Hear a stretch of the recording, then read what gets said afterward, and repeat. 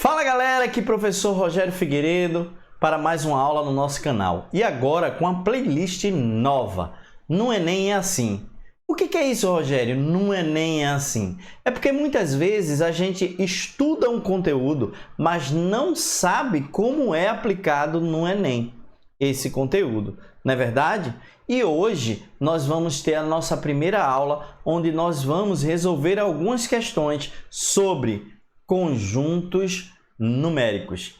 Esse é o assunto de hoje, a nossa primeira aula. Vamos lá? Vamos que vamos!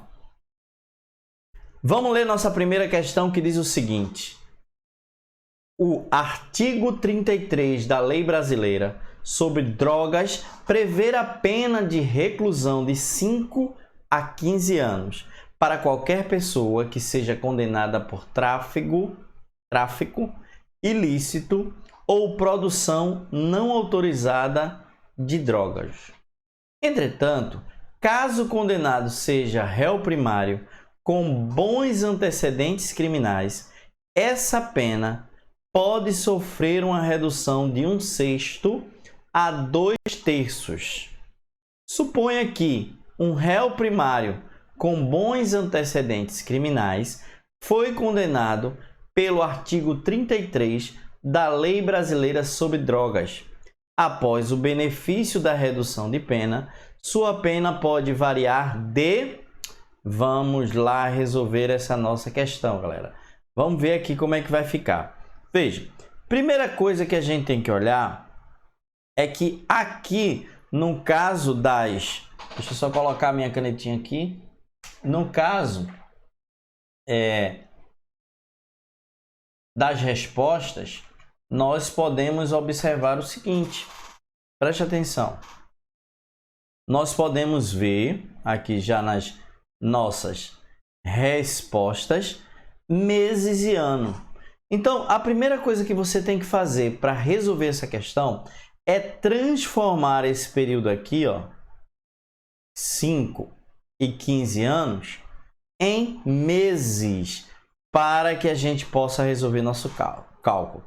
Então, por exemplo, 5 anos é o equivalente a 5 vezes 12, que vai dar um total de 60 meses, certo? Vou colocar aqui que fica melhor. Vai dar um total de 60 meses. Beleza. E no caso de 15 anos, gente, se 5 anos é igual a 60 meses, 15 anos será 3 vezes isso, né? Então, 3 vezes 60, 180 meses. Então, perceba agora no seguinte. Presta atenção no que a gente vai fazer aqui, ó. Ele fala o seguinte, que se a pessoa for réu primária com bons antecedentes criminais, pode sofrer uma redução de 1/6 e 2/3.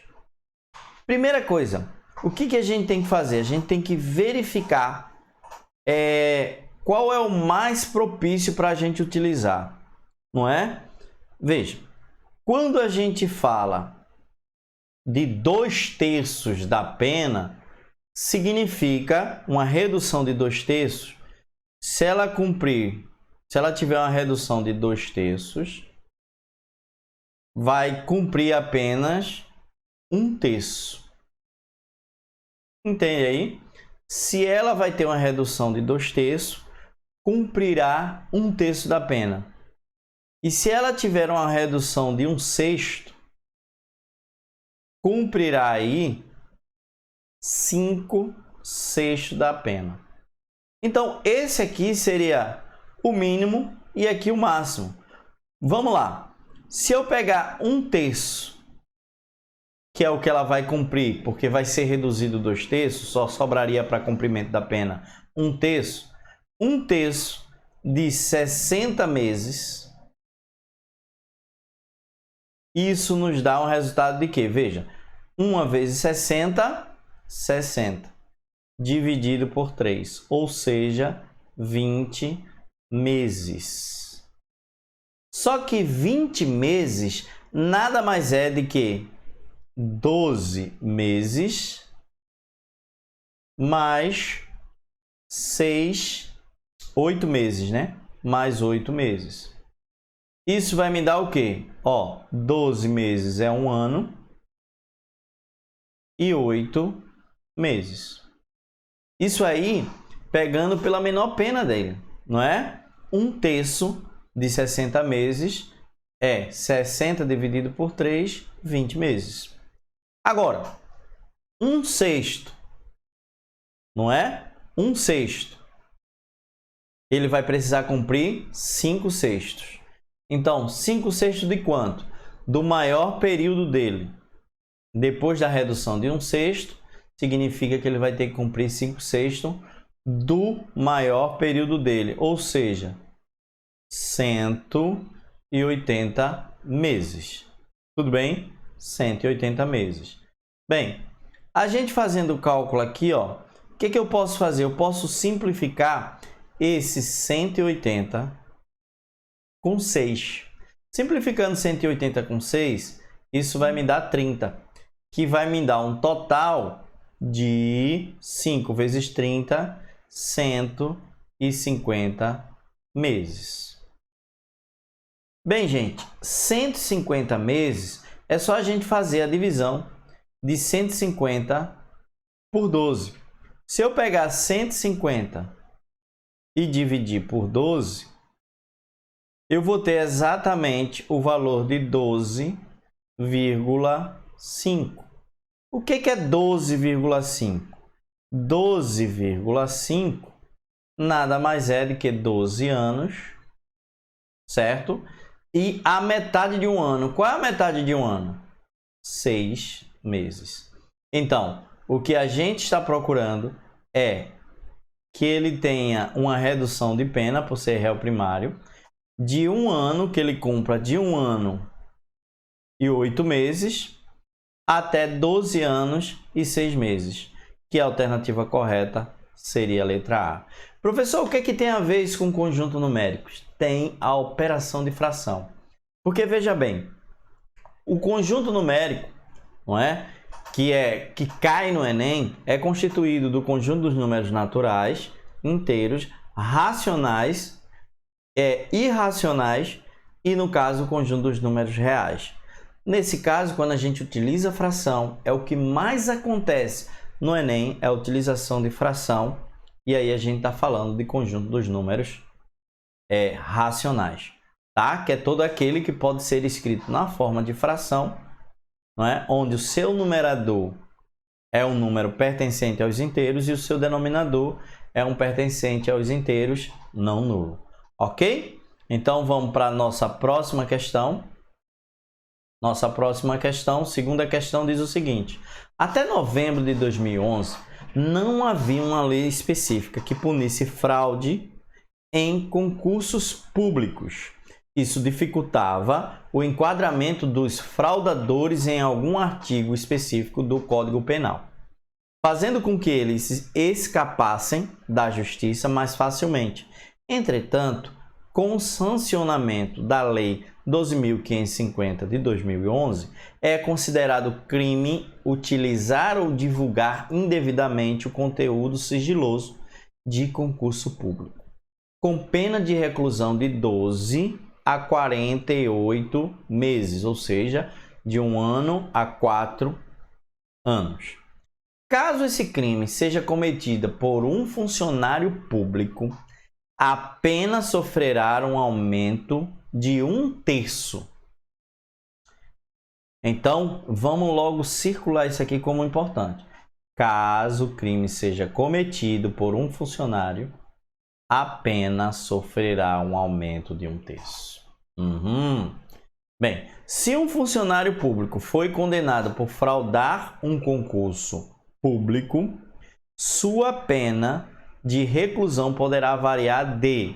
Bem, diferente da anterior, aqui a gente não está falando de redução, e sim de acréscimo. Mas por quê, professor? porque ele falou que o cara é funcionário público. Uma pessoa comum só sofre pena de 1 a 4 anos. Uma pessoa que seja funcionário público e cometa uma fraude em concurso público, ela é acrescida de 1/3 do seu valor. Vamos lá, vamos entender o seguinte.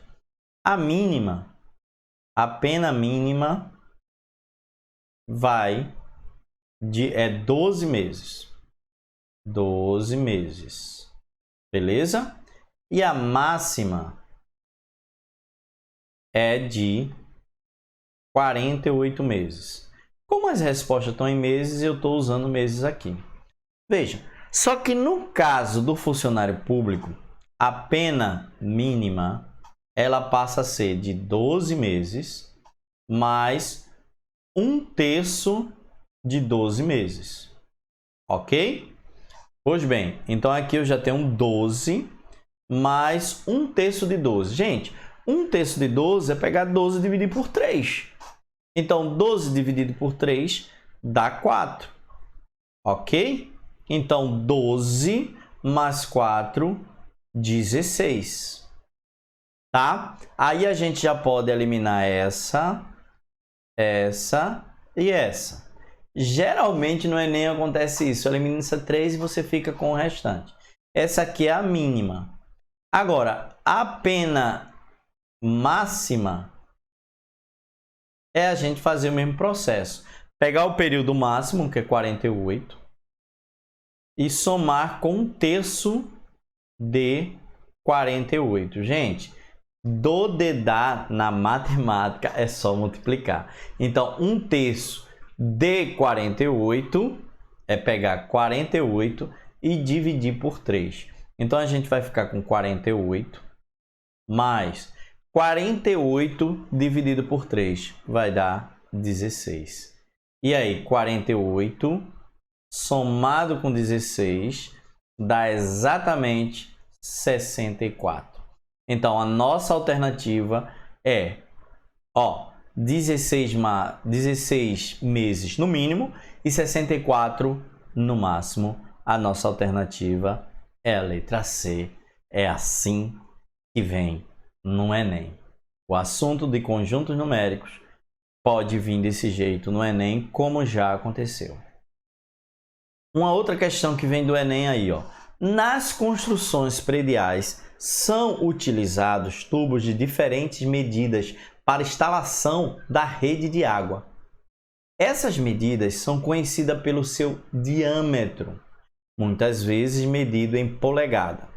Alguns desses tubos, com medidas em polegadas, são os tubos de meia, 3/8 e 5/4. Colocando os valores dessas medidas em ordem crescente, encontramos... Gente, isso é um conteúdo do ensino fundamental. Organizar cada fração na sua ordem. E nós aprendemos que para organizar cada fração em sua ordem, ou eu tenho todos os numeradores iguais, né, com os mesmos valores, ou eu tenho todos os denominadores iguais para que a gente possa encontrar a ordem correta. Vamos lá. Eu tenho 1/2, tenho 3/8 e tenho aqui 5/4. Se você observar bem, o número 2 é divisível por 8 e o número 4 também é divisível por 8. Então, no caso aqui, a gente precisa fazer o MMC, tá? Mas como a gente observa aqui, ó, que 8 é um múltiplo tanto de 2 como de 4, já sei que o MMC entre 2, 4 e 8 é o quê? É igual a 8. Então, eu vou ter que fazer que todos os denominadores, tá, sejam iguais a 8. Para isso, eu vou usar aqui um truquezinho matemático. Ó, se aqui é 2, eu preciso multiplicar por 4. Mas se eu multipliquei por 4 embaixo, eu tenho que multiplicar por 4 em cima e encontro aqui uma fração equivalente que vai ser, ó, 1 vezes 4, 4, 2 vezes 4, 8. Uma fração equivalente de meio é 4 oitavos. Beleza. Vamos fazer agora a mesma ideia com essa segunda, não, porque já está com 8, mas essa de baixo. Veja, o 4, para se transformar em 8, tem que multiplicar por 2. Então, eu multiplico por 2 em cima e embaixo e encontro a seguinte equivalência. A equivalência é 5 vezes 2, 10, dividido por 8. Beleza? A partir daí, eu já tenho todas as frações com denominador 8. Aí, como é que eu sei quem está na ordem? Bem, quanto maior o denominador, o numerador, certo? Maior será o valor. Eu posso mostrar para você. Bem, essa daqui, ó, 4 dividido por 8, dá 0,5. Se você dividir 10 por 8, vai dar 1 e alguma coisa. 1 e um complemento. Tá certo? Então, já sei que quanto maior o numerador, maior é o valor. Então, nesse caso, eu vou ter na ordem crescente 3 oitavos, que é menor do que 4 oitavos, que é menor do que 10 oitavos. Então, essa aqui é a nossa resposta, mais uma vez trabalhando com fração. Geralmente, no Enem, tá? Cai fração o tempo todo. Então, a nossa resposta aqui, se a gente analisar, não esqueça, esse 4 oitavos é o mesmo que meio. E 10 oitavos é o mesmo que 5 quartos. Então, pela ordem, 3 oitavos, meio e 5 quartos é a ordem da questão. 3 oitavos, meio e 5 quartos. A nossa resposta aí, letra C, de coração. Que você vai dar no final desse vídeo um coração, um like, se inscrever e ficar pronto para estudar ainda mais a nossa linda matemática. Uma outra questão do Enem, que caiu também com esse assunto, foi: um estudante se cadastrou numa rede social na internet que exibe o índice de popularidade do usuário. Esse índice é a razão entre o número de admiradores do usuário e o número de pessoas que visitam seu perfil na internet.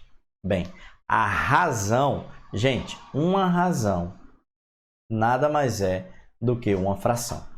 Tá certo? Olha a ordem. O número de admiradores, o número de admiradores de usuários e o número de pessoas visitantes.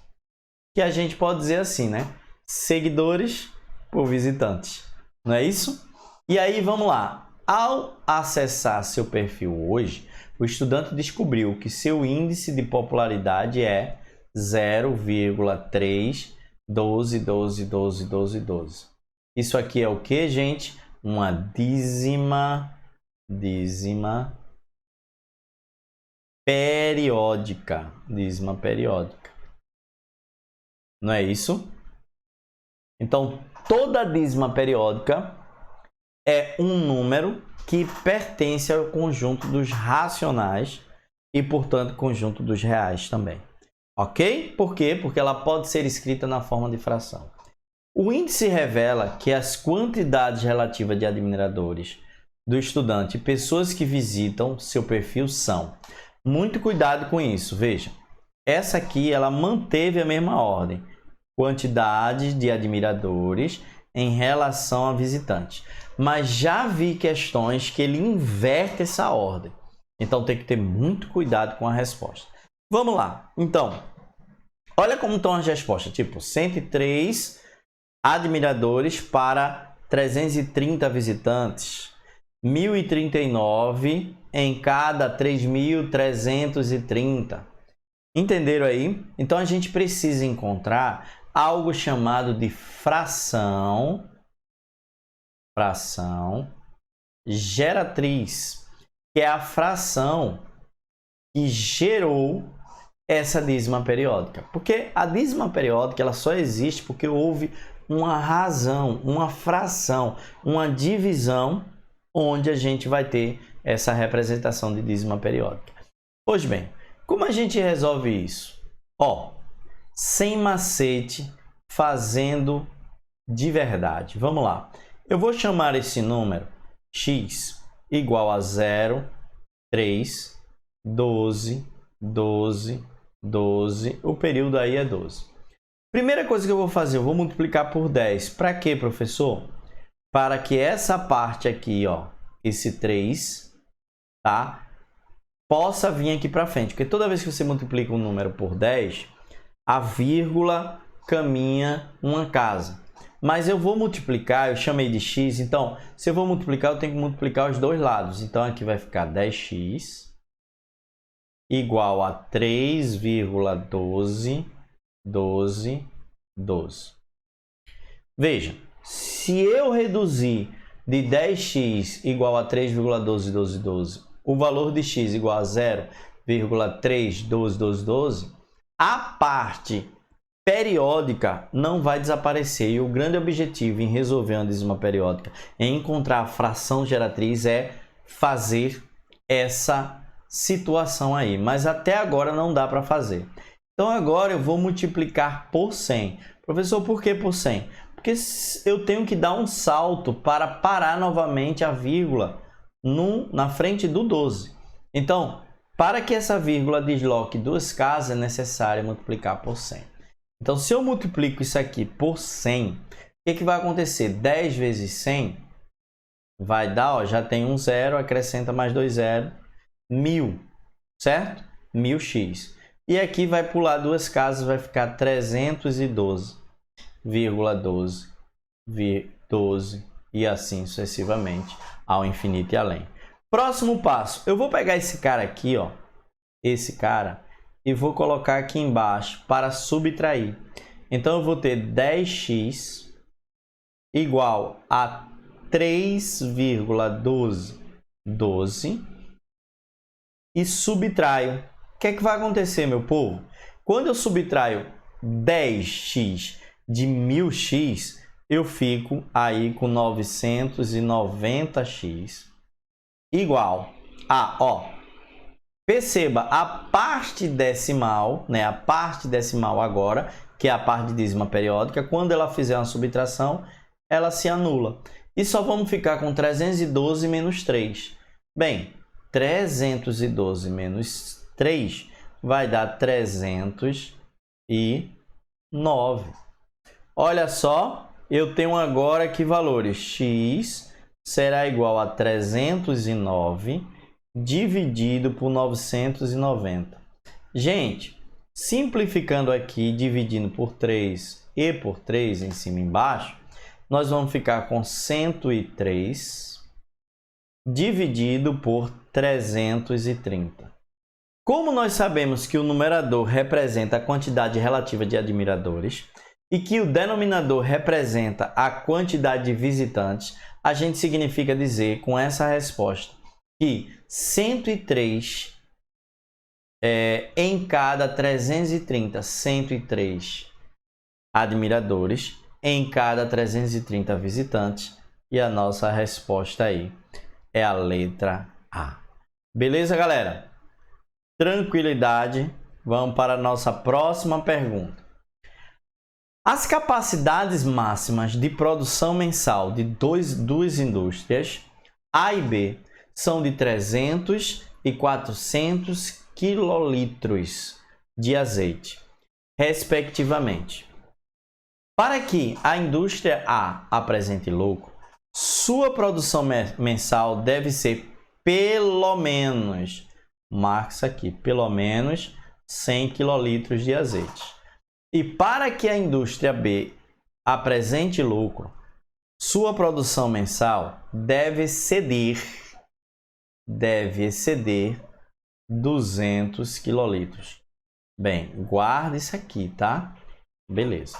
Se no mês passado as duas indústrias produziram a mesma quantidade de X em quilolitro de azeite e ambas apresentaram lucro, pode-se afirmar que, beleza, essa questão não é Enem, mas bem que poderia ser. No Enem é assim, porque tem que trazer algo do dia a dia e transformar para uma linguagem matemática. Pois bem, vamos separar aqui, ó. A empresa A, o que que ela tem que fazer? Ela produz no máximo 300, certo? Então, a produção máxima é 300. Tudo bem? Não pode ser maior. Porém, para obter lucro, ó, produção máxima de 300. Para obter lucro, ela precisa ter pelo menos 100 quilolitros. Gente, quando ela fala em pelo menos 100 quilolitros, esse valor precisa ser o quê? Precisa ser um valor maior ou igual a 100 quilolitros. Então, precisa ser o valor que ele vai produzir maior ou igual. Então, pelo menos nos leva a maior ou igual a 100. Certo? E aí, na empresa A, eu posso ter um intervalo. Como ele diz que teve lucro, um intervalo de fechado em 100, porque é pelo menos 100, e no máximo 300. Isso é a situação da empresa A. Na empresa B, o máximo é o quê? 400 quilolitros. Beleza. Máximo. Mas para obter lucro, a produção mensal deve exceder 200 quilolitros. Não pode ser 200, então tem que ser maior do que isso. Então, nesse caso, essa ideia que ele coloca de exceder significa dizer o que, meus queridos? Significa dizer que ele tem que ser maior, não é? Maior do que 200. Mas o que que acontece? O intervalo então vai ficar, ó, aberto em 200, porque como vocês bem sabem, no intervalo, quando a gente diz maior do que 200, significa que o 200 não está incluso no intervalo. Logo fica 200, tá aberto, e 400, que é o máximo dele, fechado. Beleza? Tranquilo? É assim que fica. Aí você diz, e agora, Rogério? Ele disse que os dois obtiveram lucro. E o intervalo, o valor de X, está no intervalo possível. Bem, quando eu falo que aconteceu nos dois, está nos dois, pertence aos dois, significa que eu estou falando de interseção. Certo? Poxa, professor, intervalo não é questão que pode cair no Enem? Isso mesmo. Vamos lá, como é que a gente faz o intervalo? Vamos traçar aqui uma reta numérica, onde nós vamos ter aqui, ó, a representação desses dois intervalos, da empresa A e a empresa B. Vamos lá, na sua capacidade de produção. Vai de 100 fechado. Lembre que a bolinha fechada, né, significa que aquele elemento pertence. E até 300 com a bolinha fechada também. E aí a gente preenche aqui todos esses valores dessa área. Ok? Pronto. Agora, no de baixo é aberto em 200 e fechado em 400. Olha aí. Aberto em 200 e fechado em 400. Professor, eu sempre me enrolo com essas bolinhas. Não se enrola não, meu filho. Bolinha aberta, o elemento não pertence. Bolinha fechada, o elemento pertence. É sempre assim. Tá certo? Aí, a interseção, que é o que eu quero no final, a interseção com B significa tudo aquilo que pertence a A e também pertence a B.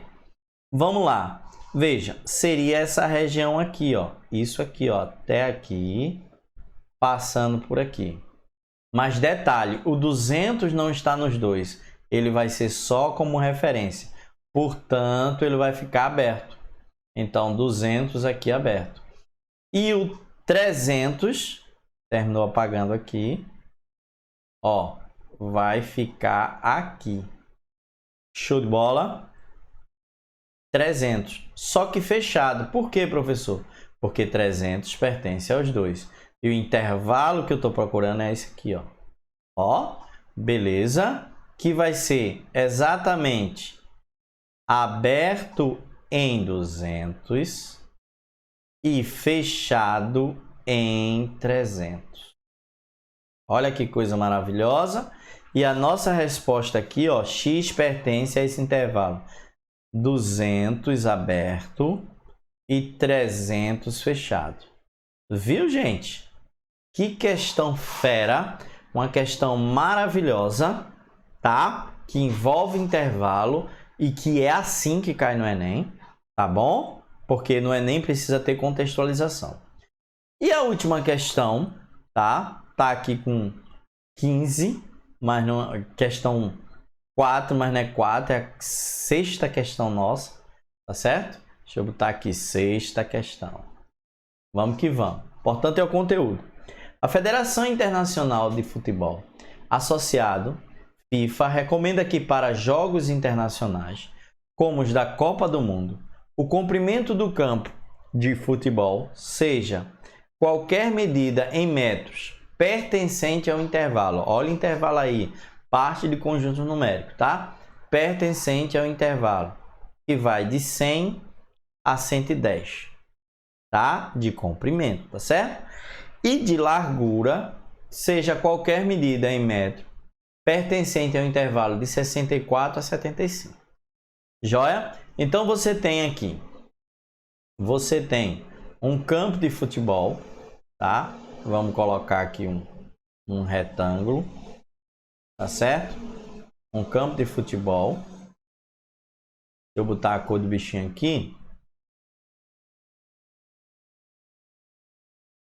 Tá? Vamos deixar assim mesmo, não tem problema nenhum não. Tá certo? Vamos lá, tem problema nenhum não. Veja, existe um intervalo. Qual é o intervalo? Bem, de 100 a 110.